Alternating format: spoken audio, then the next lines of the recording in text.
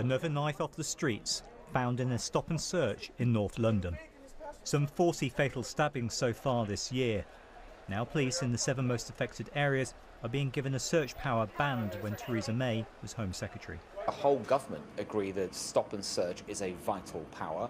We still, of course, want it to be targeted and focused and intelligence-led, which it will be. But with these new powers, these increased powers, we all agree, including the Prime Minister, this is exactly what is needed to help fight the rise in serious violence.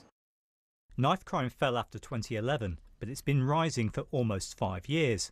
The police's use of stop and search plunged over the last decade from 1.4 million times a year to less than 300,000. That fall after concerns the tactic was failing by unfairly targeting young black men. The main stop and search power requires police to have a reasonable suspicion someone is carrying a weapon. They could use it if this knife detector raised an alert.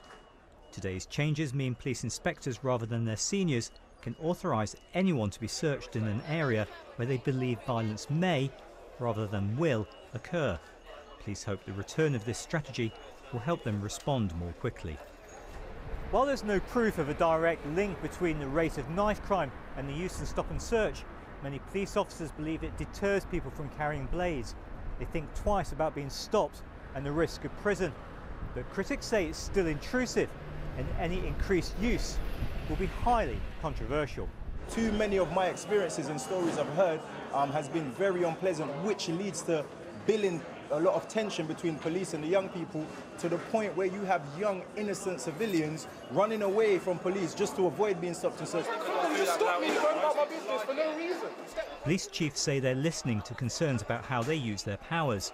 Tomorrow the Prime Minister hosts a summit to hear from officers themselves about how to reverse the deadly violence. Dominic Kashani, BBC News.